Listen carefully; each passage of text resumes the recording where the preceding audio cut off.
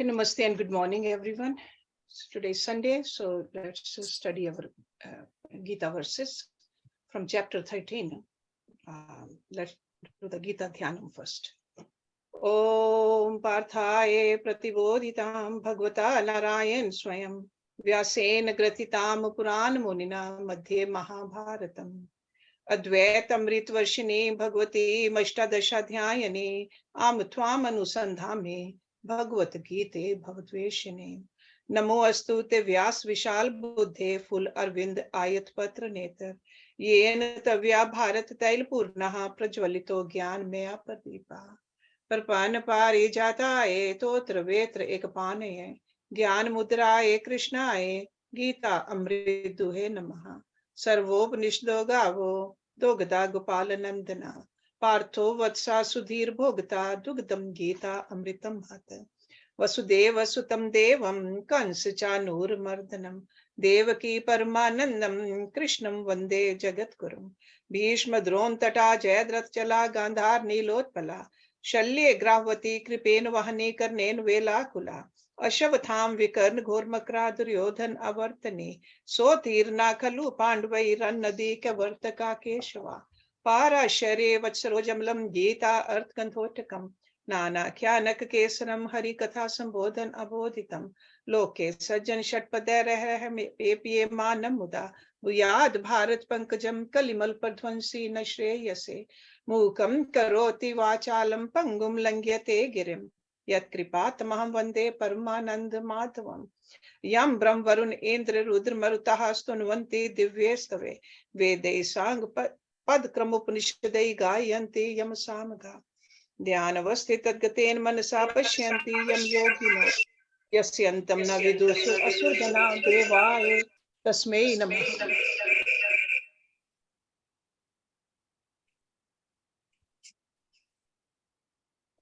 So chapter 13, Kshetar Kshetragya Vibhag Yoga, and we are learning all these terms. And last week we ended the class with verse number 18, where Lord Krishna says that the field as well as the knowledge and the knowable have been briefly stated. Knowing this, my devotee enters into my being. Devotee. Devotee means a lover. Lover of God. That's what we need to be. So now let's start with the verse number 19 in your books. Prakritim purusham cha eva vidhi anadi ubhau api vikaran cha gunan cha eva vidhi prakriti sambhavan. Prakritim, that means the material nature, the matter. Purusham, the individual souls, or some of us call it spirit. Cha means and, ev means even or indeed. Vidhi, no. Anadi, beginningless. Ubhau, both. Api means also. Vikaran, modifications or transformations. Cha means and, gunan means qualities. Ev means even, vidhi no, prakriti sambhavan, born of prakriti. Produced by material energy. Know that prakriti and purush, matter and spirit, are both beginningless. And also know that all modifications and qualities are born of prakriti. So that means that what are the qualities? The satvikta, rajsikta, tamsikta. Those are the qualities. Those are called guns. They are of the prakriti, not the purush. Only belong to the matter, not to the spirit. So this is what he is very clearly telling us. And again, he's saying that matter and spirit are both beginningless. because they are part of God. They came out of God. So there's no birth of it. It's beginningless. When there's no birth, there's no death. So as the Lord is eternal, and it is natural that his nature, the matter and spirit, should also be eternal. So that's what beginningless really means. It is these two in their interplay that the creation is projected and it's preserved, and ultimately it gets dissolved also. So again, that all-time example of ours, the waves are created by the ocean, sustained by the ocean, and then ultimately dissolved in the ocean too. The same thing happens to us also. The substratum for both of them is the Lord, the light of lights. So all forms and qualities are born of matter. All forms and emanations, the vikars, which have been explained in this chapter, and also all qualities, pleasure, pain, delusion, all those mental states, they all spring from the matter, the Prakriti. So in summary, the matter is that out of which all forms and qualities come into existence. All changes and modifications belong to the realm of Prakriti, and the Atma is the changeless substratum. Okay? In the presence of the Atma, all the changes take place, but no change is happening in the Atma. That's what he's trying to tell us. So now let's look at next verse, verse number 20. Karye karan kritvehe hetu prakriti uchyate purushaha sukh dukhanam bhogtritvehe hetu uchyate. Karye karan. Karya is the effect and the karan is the cause. Kritve, production. So in the production of the effect and the cause. Hetu, the cause. Prakriti, the matter. Uchyate is said to be. Purushaha, the spirit. Sukh dukhanam, of pleasure and pain. Bhogtritve, in the experience. Hetu, the cause. Uchyate is said to be. In the production of the effect and the cause, Prakriti is said to be the cause. In the experience of pleasure and pain, Purush is said to be the cause, the spirit. So the effect mentioned here are 13 in number, which we learned from the previous chapters. 5 senses, mind, intellect, ahankar, and 5 great elements. So 5 and 5, 10, and then mind, intellect, and ahankar, the ego.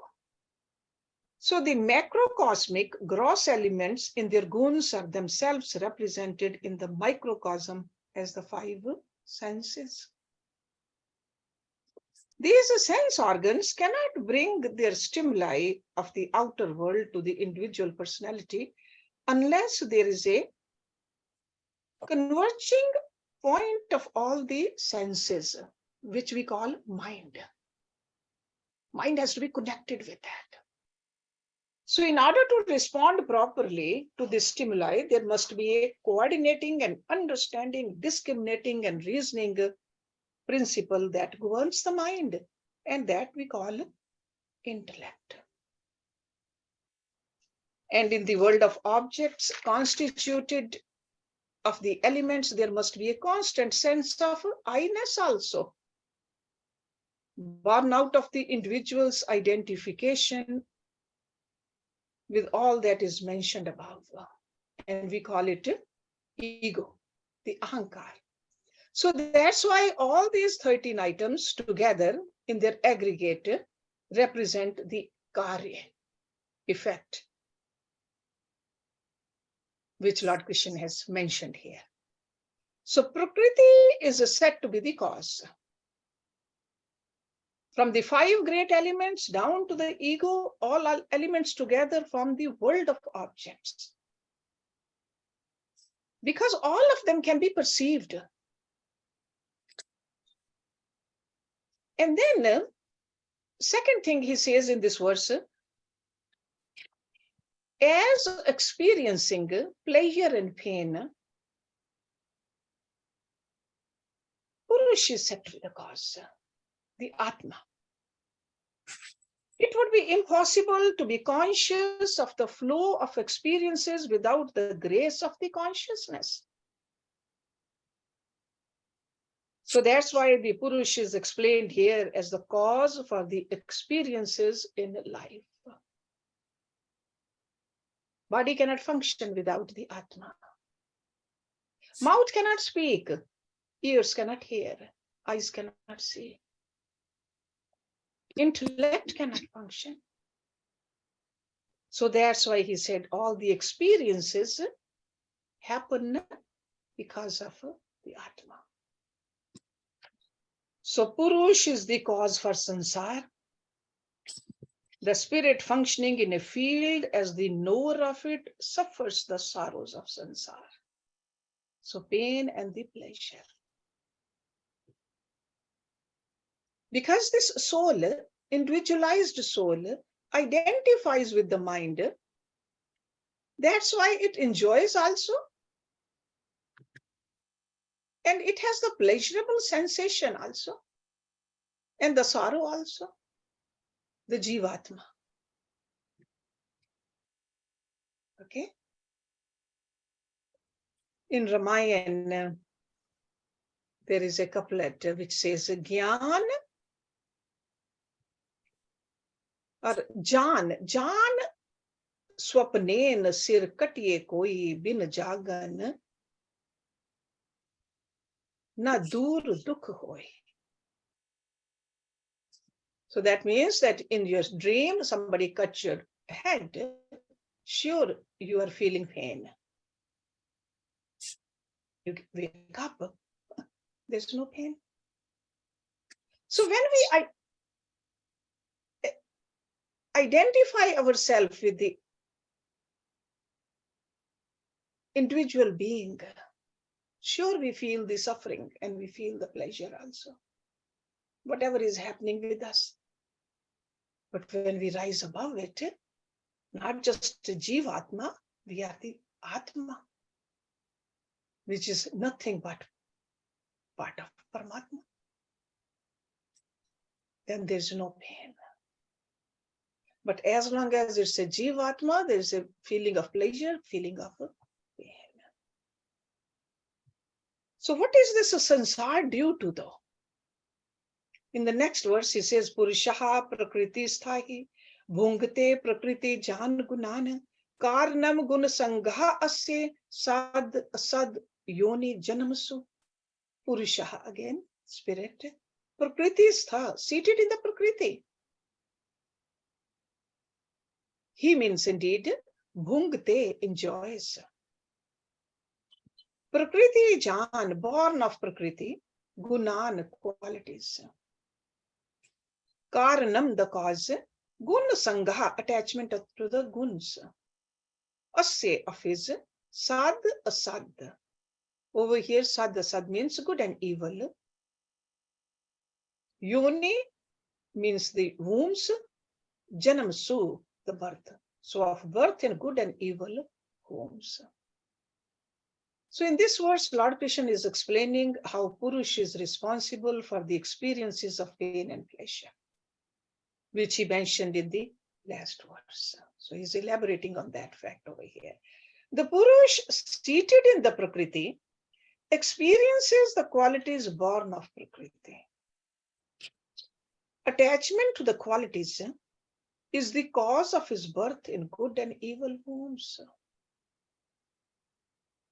So whether it's the womb we were born now, because that was the outcome of the past life, now in future also, where we'll go, that's what he's mentioning. So Purush rests seated in Prakriti. So Purusha, this becomes his sansar when it rests in this Prakriti. But the knower of the field, Purusha, when it identifies itself with the field, becomes the experiencer, and that's how we identify with the body, my mind, my intellect, or even my senses. He experiences the qualities born of Prakriti, he says. The sensations arising out of the Prakriti, like a pleasure and pain, heat and cold, success and failure, etc., they constitute the painful shackles on the knower of the field. Knower of the field is that Atma. The destinies of matter become the tragic experiences of the spirit. Not because they are in the spirit, but because the spirit or the soul unnecessarily makes the unhealthy contact through its own identification with the realm of the sorrow.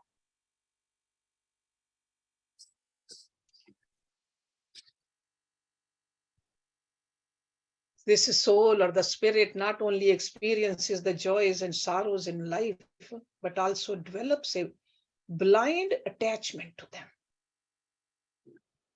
And that attachment is the cause for the future births in the good or evil womb. Attachment.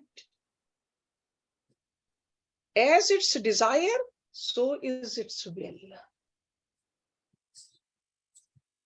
So the spirit, as Purusha, suffers its own delusory sansar. Because after entering into the field in its preoccupations with the world of object, got clung with the attachments to the field. It's almost like has forgotten its own real nature, has forgotten that I am the Atma, which is nothing but Paramatma, and identifying with something which is lower. This is what's called ignorance, avidya.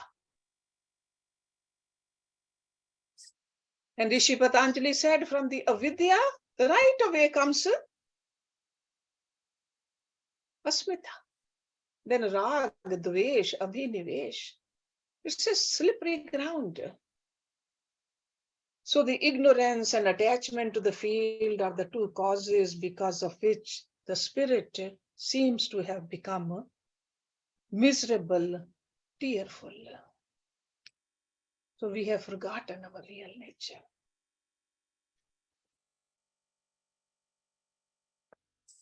Due to the ego, the soul identifies itself as the doer and the enjoyer of the body.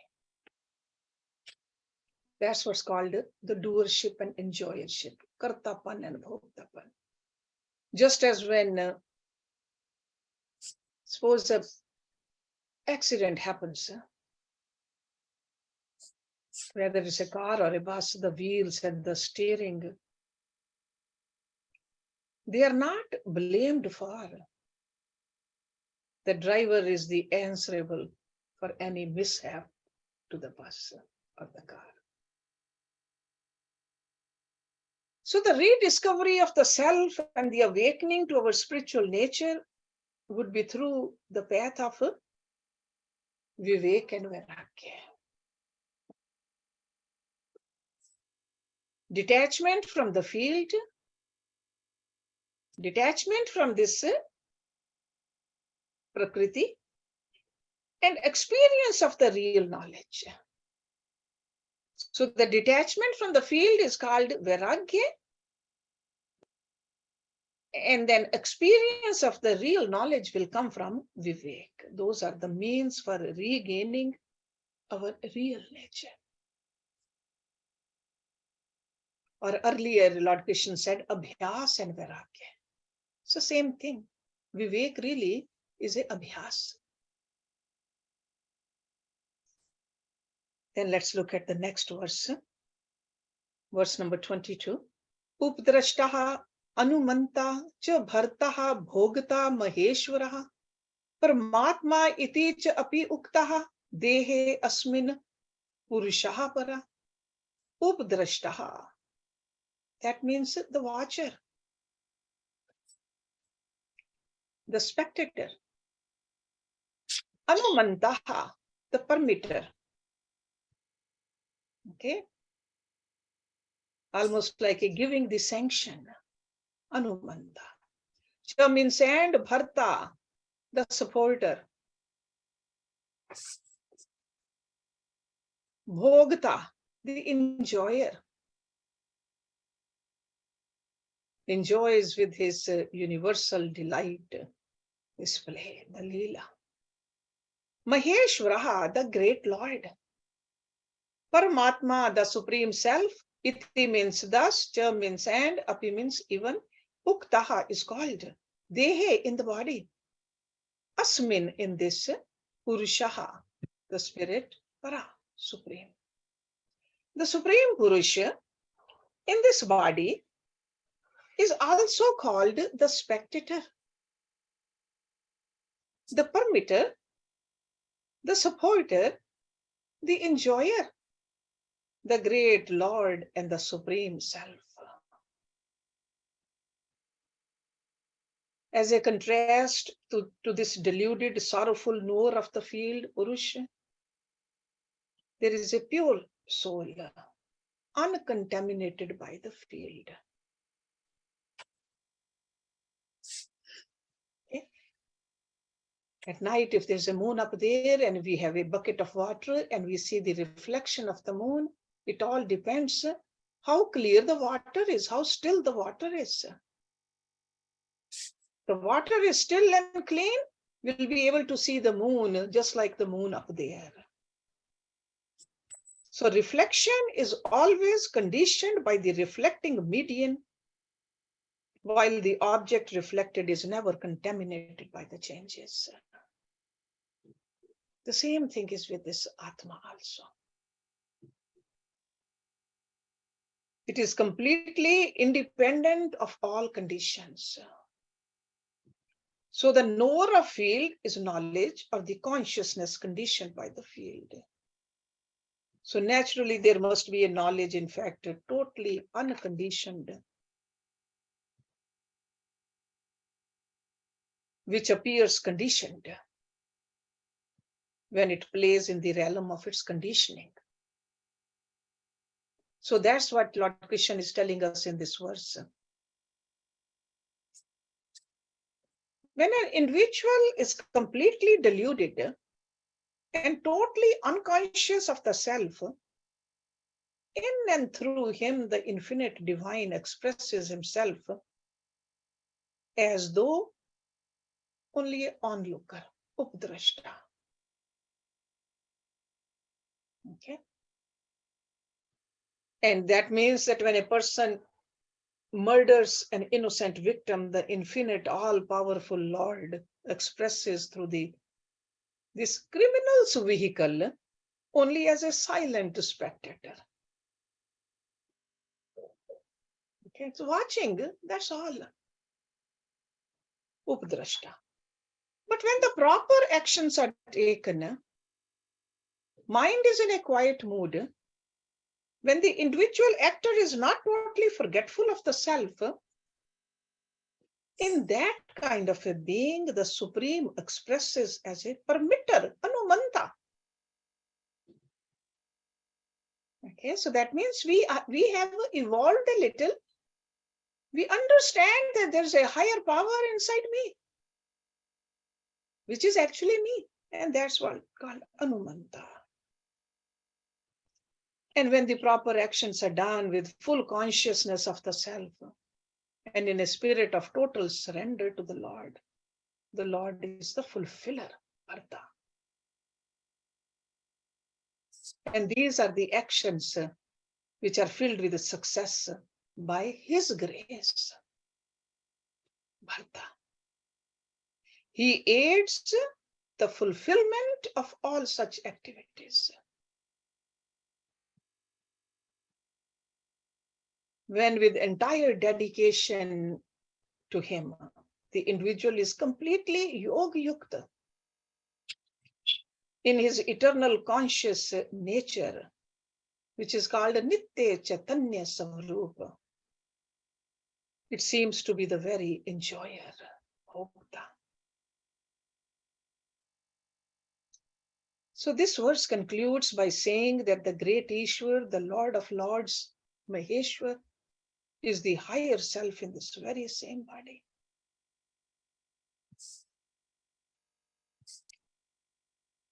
The question is, how does a person who knows the higher self, unconditioned by the field, react in life? How does he live? Next verse is the answer to that. Ya evam veti purusham prakritim cha gune sah sarvatha vartmana apina sabhuya abhijayate. Ya means who? Evam means thus, veti knows. Purusham, the spirit, prakritim, matter, cha means and, gune, qualities, saha, with. Sarvatha, in all being, always, sarvatha. Vartmanaha, living. Api also, na means not, sa means he, bhuya, again. Abhijayate, is born. He who thus knows the Purush and Prakriti together, so together, with the qualities, in whatsoever condition he may be, he is not born again. Because the ignorance or the avidya has led the soul into its present predicament. Because we have forgotten our spiritual identity as a tiny fragment of God. And we have fallen into the material consciousness. So that's why this knowledge is very important. We got to rise above these present conditions with the help of this knowledge. So that's why he said, he who knows the Purusha and Prakriti, that's the knowledge. And this knowledge is not just a theoretical knowledge, experienced knowledge. So in whatever condition he may be, he is not born again. Because in the previous verse, it was said that the identification of the Purush with the field is the cause for its participation in the tragic destinies of matter. If there were no contact, the Purush would have been a mere observer of the world of matter without undergoing any suffering or sorrow. So all these vivid experiences in the world outside leave impressions to fulfill which the Purush is born again and again, either in the higher wombs or in the lower wombs to suffer. But a person who has realized in himself that, number one, that which is the matter, the Prakriti. Number two, that which is the soul. Number three, how the spirit or the soul, deluded by its own preoccupations, gets identified with the matter and behaves in this world. And number four, the mysteries of the guns, under the influences of which the equipments function, he becomes a man of wisdom. That's why this knowledge is very important. Another thing I would like to mention, to know a thing, we must stand apart from it, a little away from it. Then we'll have a better understanding. But if we just get so involved into the situation itself, we cannot understand it. We cannot realize, we cannot see the difference.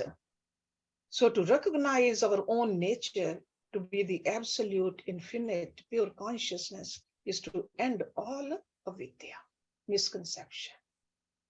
And whether staying apart, we do it on a daily basis, or whether we can just bring our attention all the time to that, it's up to us how much sadhana we're going to do. But we have to start from somewhere. During our prayer time, during our meditation time, or during our yoga asanas time, we can use all that sadhana to just stand apart.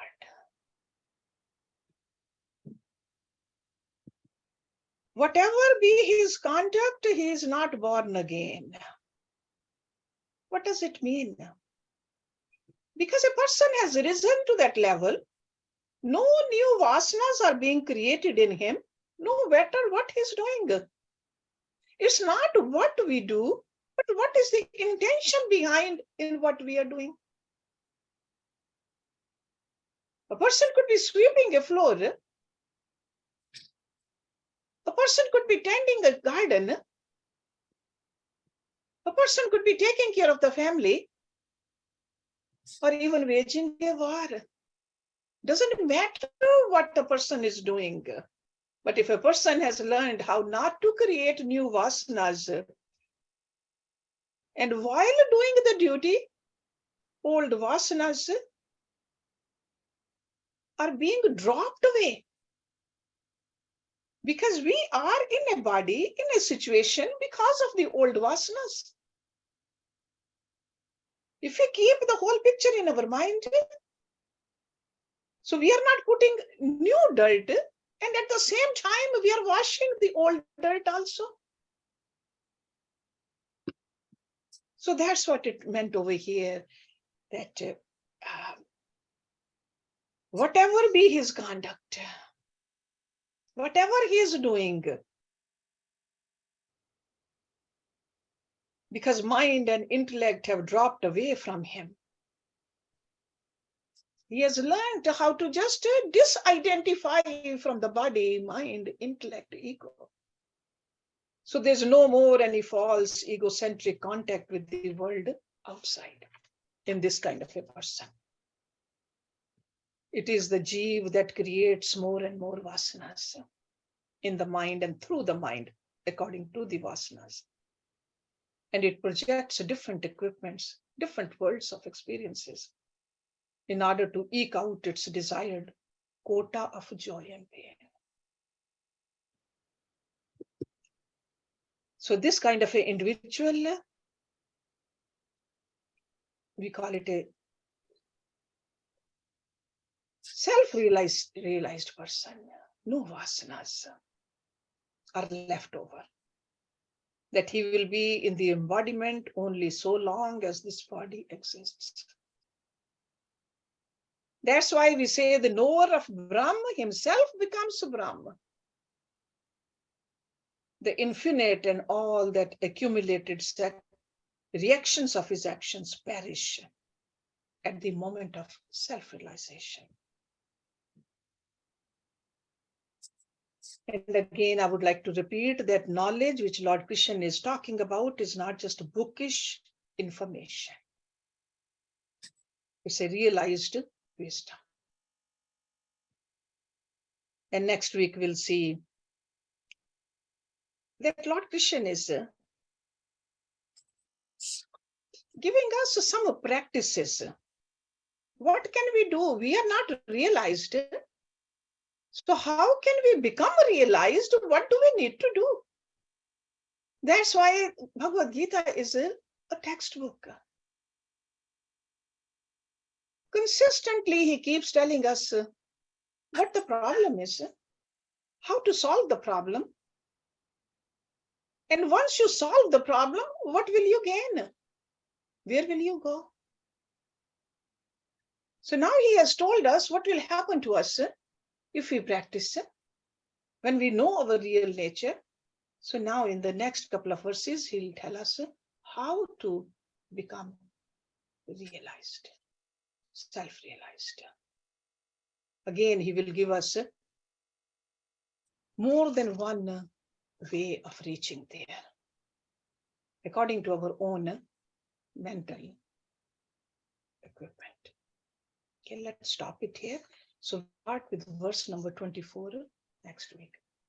Om Purnamada Purnamidam Purnat Purnamudachyate Purnasya Purnamadai Purnameva Viseshyate Om Shanti Shanti Shanti Om.